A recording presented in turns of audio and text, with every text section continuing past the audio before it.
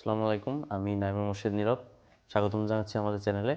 এবং গত দুই ভিডিওতে আমরা সাক্ষ্য আইনের শুরু থেকে 58 ধারা পর্যন্ত আলোচনা করেছি এবং গতানুগতিকভাবে আমরা এই নেক্সট ভিডিওতে এবং এই ভিডিওতে আস্তে আস্তে আমরা পরবর্তী ধারাগুলো নিয়ে আলোচনা করতে থাকব। তো আজকে আমরা আলোচনা করব এভিডেন্স অ্যাক্ট 1872 এর ধারা 59 থেকে 78 পর্যন্ত। তারপরে আমরা আরও সামনে আগাবো, তারপরে আমরা অনুমানের দিক যাব এবং আস্তে আস্তে আমরা সম্পূর্ণটি শেষ করব এবং এভিডেন্স অ্যাক্ট শেষ করে আমরা পরবর্তীতে অন্য কোর্সের দিকে এভাবে আস্তে আস্তে করে সেকশনগুলো শেষ করব। তো আজকে আমাদের আলোচনার বিষয়বস্তু হচ্ছে ধারা 59 থেকে এবং ধারা 78 পর্যন্ত। তো আজকে আমরা যে বিষয়টা আলোচনা করব এখানে মেইনলি দলিলের বিষয়পত্র নিয়ে এবং ওরাল এভিডেন্স মানে মৌখিক এভিডেন্স এইগুলো সম্পর্কে আলোচনা করব। তো 59 ধারাতে যেটা বলা আছে যে দলিলের বিষয়বস্তু ব্যতীত আমরা সকল বিষয়বস্তু সম্পর্কে সকল বিষয় সম্পর্কে আমরা মৌখিক এভিডেন্স দিতে পারবো। তো আমাদের 59-60 ধারায় মৌখিক এভিডেন্স সম্পর্কে সাক্ষ্য সম্পর্কে আলোচনা করা হয়েছে। তো 59 ধারাতে বলেছে যে দলিলের বিষয়বস্তু ব্যতীত সকল বিষয়ের ক্ষেত্রেই আমরা চাইলে মৌখিক সাক্ষী দিতে পারি। এবং 60 ধারাতে বলেছে যে আমাদের এই মৌখিক সাক্ষ্যটা সবসময় ডিরেক্ট হতে হবে, মানে প্রত্যক্ষ হতে হবে।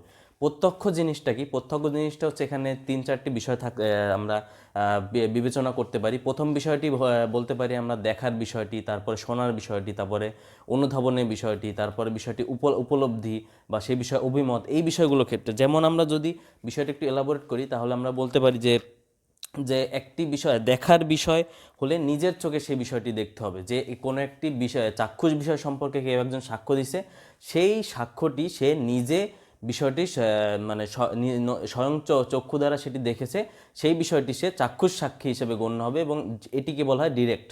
এবং সেটি যদি শোনার বিষয় হয় তাহলে সে নিজের কানে বিষয়টি শুনেছে। এবং যদি উপলব্ধির বিষয় তাহলে নিজস্ব ইন্দ্রিয় দ্বারা সেই বিষয়টি অনুধাবন করেছে বা অনুভব করেছে। ইন্দ্রিয় বলতে এখানে ত্বক, জিহ্বা এগুলো দ্বারা উপলব্ধি করাকে বোঝায়।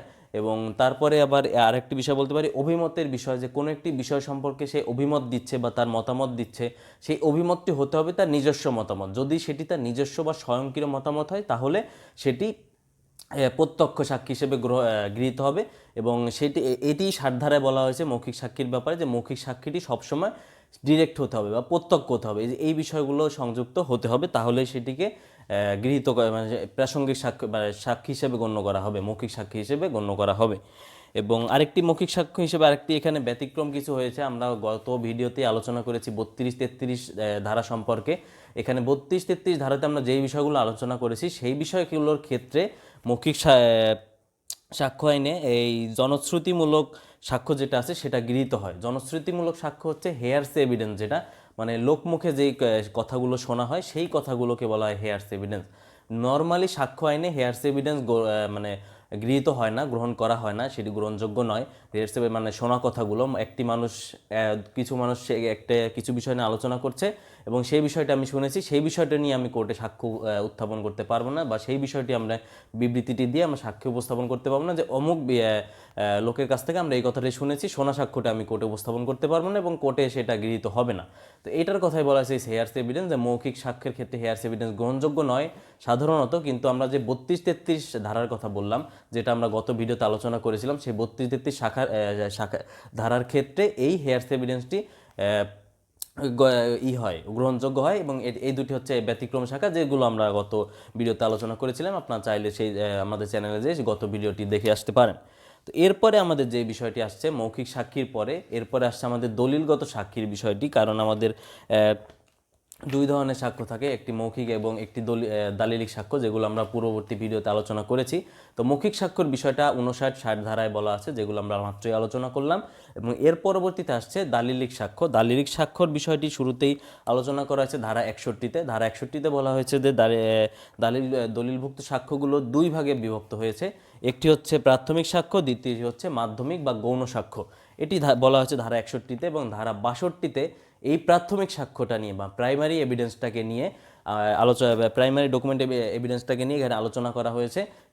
প্রাথমিক সাক্ষ্যটা হচ্ছে দলিলের প্রাথমিক সাক্ষ্যটা হচ্ছে যেটা 62 ধারাতে বলা হচ্ছে যে দলিল প্রমাণের জন্য আদালতে দাখিল করতে হয়, মানে হচ্ছে কোনো একটি দলিল যেটা আদালতে প্রমাণ হিসেবে দাখিল করতে হয় স্বয়ং সেই দলিলটি একটি জমির রেজিস্ট্রিকৃত কোনো কাগজ বা কোনো দলিল যেটা একেবারে সম্পূর্ণ অথেন্টিক, যেটা পিওর, যেটা প্রথম যেই দলিলটি সরকারভুক্তভাবে গঠন করা হয়েছে সেই দলিলটিকে স্বয়ং এক্স্যাক্ট সেই দলিলটাকে এখানে প্রাথমিক দলিল হিসেবে ঘোষণা করা হয়েছে এবং সেটিকে প্রাথমিক দলিল বলা হয়ে থাকে।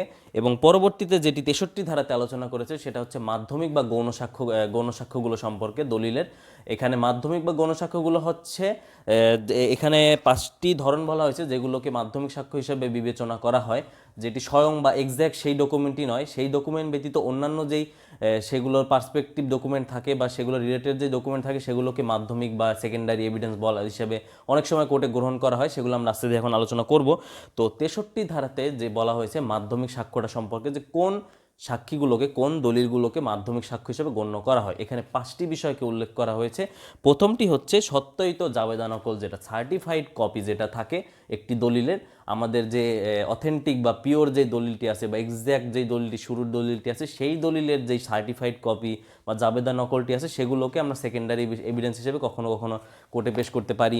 দ্বিতীয় বিষয়টি হচ্ছে যে যান্ত্রিক পদ্ধতিতে মূল দলিলের যে কপিটা থাকে, মানে আমরা যখন ওই ফটোকপি করি, যেটা যান্ত্রিক একটা মেশিন সেই মেশিনটা থেকে আমরা একটা সেই কাগজ মানে মূল কাগজটা থেকে আর একটা কাগজ বের করতে পারি, এই যে যান্ত্রিক পদ্ধতিতে বের করা কাগজগুলো বা নকলগুলো, সেগুলো আমরা সেকেন্ডারি হিসেবে এভিডেন্স হিসেবে গণ্য করব। এবং তৃতীয় হচ্ছে মূল দলিল থেকে প্রস্তুত করা নকল, মূল দলিল থেকে কোনো কপি প্রস্তুত করা হলে সেটাও সেকেন্ডারি।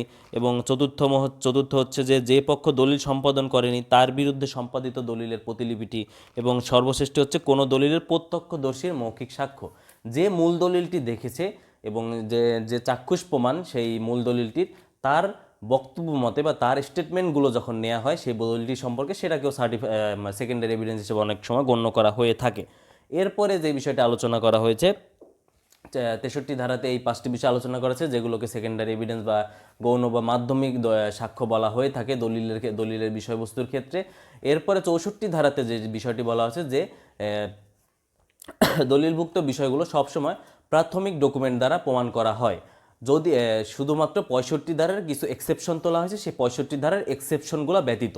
এখানে 64 ধারায় এই জিনিসটাই শুধু বলা হয়েছে যে দলিলভুক্ত বিষয় সবসময় এই প্রাথমিক প্রাইমারি এভিডেন্স দ্বারা প্রমাণ করা হয় 65 ধারার এই এক্সেপশনগুলো ব্যতীত। এবং 65 ধারায় কিছু এক্সেপশনাল বিষয় তুলে ধরা হয়েছে যেগুলোর ক্ষেত্রে মাধ্যমিক সাক্ষ্য কখনো কখনো উত্থাপন করা যায়। তো 65তে আমরা যে বিষয়গুলো আলোচনা করা হয়েছে, প্রথমে যে বিষয়টি আছে সেটা হচ্ছে সেই দলিলটি যদি যে অভিযুক্ত ব্যক্তি যার বিরুদ্ধে বা যার প্রতিপক্ষে মামলাটি চলছে সেই অভিযুক্ত ব্যক্তির দখলে যদি দলিলটি থাকে, সেই ক্ষেত্রে আমরা চাইলে মাধ্যমিক সাক্ষ্যের দলিলটি আমরা সেখানে উপস্থাপন করতে পারবো কোর্টে। এবং দ্বিতীয় বিষয়টি হচ্ছে যে দলিলটি যদি আদালতের এখতিয়ারের বাইরে থাকে, আদালত যেই একটা জুরিসডিকশনের মধ্যে অবস্থিত সেই এখতিয়ারের বাইরে যদি দলিলটি থাকে, যেটা আনতে আমাদের অনেক দেরি হতে পারে, খরচ হতে পারে বা সময় সাপেক্ষ বিষয়, ব্যয়বহুল্য বিষয়, সেই সব ক্ষেত্রে আমরা সেকেন্ডারি এভিডেন্সটি পেশ করতে পারি এবং আদালত তার বিবেচনামূলক ক্ষমতা দ্বারা সেটি গ্রহণ করতে পারে। এরপরে দলিলটি যদি হারিয়ে যায় বা দলিলটি যদি নষ্ট হয়ে যায়, সেই ক্ষেত্রেও আমরা মাধ্যমিক সাক্ষ্য উপস্থাপন করতে পারি। বা অভিযুক্ত যেই ব্যক্তি থাকে সে যদি দলিলের অস্তিত্বটি সম্পর্কে স্বীকার করে নেয়, সেই ক্ষেত্রেও চাইলে আমরা মাধ্যমিক সাক্ষ্য উত্থাপন করতে পারি। এখানে বিষয়টি হচ্ছে অপর যে পক্ষ আছে, অপর পক্ষটি তার বিরুদ্ধে যে কথাগুলো বলা হচ্ছে বা যেই দলিলের কথা বলা হয়েছে, সে যদি ওপেন কোর্টে সেটা স্বীকার করে নেন যে হ্যাঁ এটা ঠিক আছে বা এই ধরনের দলিল আদৌ এক্সিস্ট করে, সেটি যদি সে ওপেন কোর্টে স্বীকার করে নেয়, তাহলে সেই দলিলটি মাধ্যমিক সাক্ষ্য উপস্থাপন করলেও সেটি আদালত গণ্য করবে।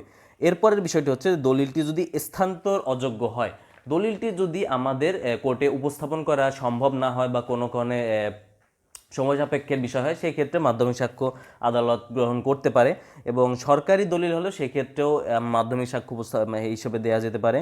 এবং মূল দলিলে অনেক দলিলের বিবরণ থাকলে, এখানে যদি মূল দলিলটায় অনেক দলিলের বিবরণ থাকে, তাহলে প্রত্যেকটি দলিল তো একটা একটা করে আনা সম্ভব নয়, যার প্রেক্ষিতে এখানেও মাধ্যমিক দলিল দ্বারা সেটা পেশ করা যেতে পারে। এবং মূল দলিলটি যদি নকল, যেটা কপি থাকে, সেই কপি যদি আমরা আইনত বিধানেই থাকে যে এই দলিলটার প্রেক্ষিতে একটি এগুলোর নকল দ্বারা বিষয়গুলো প্রমাণ করা যাবে, তাহলে সেক্ষেত্রেও মাধ্যমিক সাক্ষ্য বা ওই নকলটি দ্বারা এখানে ওই আদালত গ্রহণ করবে, আদালত উপস্থাপন করা যাবে এবং আদালত সেটিকে গ্রহণ করবে। তো এখানে প্রাইমারি এভিডেন্সের ক্ষেত্রে আরেকটি বিষয় আছে, যে বিষয়টি হচ্ছে যে একটি মূল ডকুমেন্টের অনেকগুলো পৃথক পৃথকভাবে সার্টিফাইড কপি থাকতে পারে, বা সেই এখানে যেই পৃথক পৃথকভাবে করা হয়েছে কপিগুলো, প্রত্যেকটিকেই মূল দলিল হিসেবে সেখানে গণ্য করা হবে। এটা হচ্ছে প্রাইমারি ডিভিশন আরেকটি বৈশিষ্ট্য বলা বাদ পড়ে গেছে। তো এই 65তে আমরা যেই বিষয়গুলো আলোচনা করলাম, এই বিষয়গুলোর ক্ষেত্রে আমরা মূল দলিলের পরিবর্তে মাধ্যমিক সাক্ষ্য কোর্টে পেশ করতে পারি এবং কোর্ট তার বিবেচনামূলক ক্ষমতা বলে সেটা গ্রহণ করতে পারে। তো এরপরে যেই বিষয়টি 65-র পরে এরপরে 66তে নোটিশ বিষয়ক আলোচনা করেছে, যে নোটিশ বিষয়ে কি কি কিছু নিয়মাবলী দেওয়া হয়েছে, যে দলিলের নোটিশের বিষয়ে কি কি গ্রহণ করবে না করবে, নোটিশ বিষয়ক আলোচনা করা হয়েছে। এবং ধারা 67তে যেই বিষয়টি আলোচনা করেছে, যে কথিত থাকে যে যার দলিল, একটি দলিলের যার স্বাক্ষর বা যার সিলমোহর রয়েছে, আদৌ সেটি যে তার দলিল বা তার স্বাক্ষর সেটি সে প্রমাণ করবে, সেটি 67তে কথা বলা হয়েছে। এবং ধারা 68তে বলা হয়েছে যে একটি দলিলের যেই দলিলটি সত্যায়িত করা প্রয়োজন, সেই দলিলটি সত্যায়িত প্রয়োজন হলে সত্যায়িতর ক্ষেত্রে একজন মিনিমাম প্রত্যক্ষ সাক্ষী থাকবে।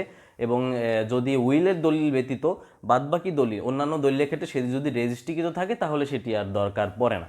যদি রেজিস্ট্রিকৃত না হয়, তাহলে যদি সত্যায়িতর আইন বলে সত্যায়িত করার জন্য সেটা চাহিদা থাকে, সেই সত্যায়িত দলিলের একজন প্রত্যক্ষ সাক্ষী থেকে তাকে উপস্থাপন করতে হবে সাক্ষী হিসেবে, তারপরে সেটি গ্রহণযোগ্য হবে।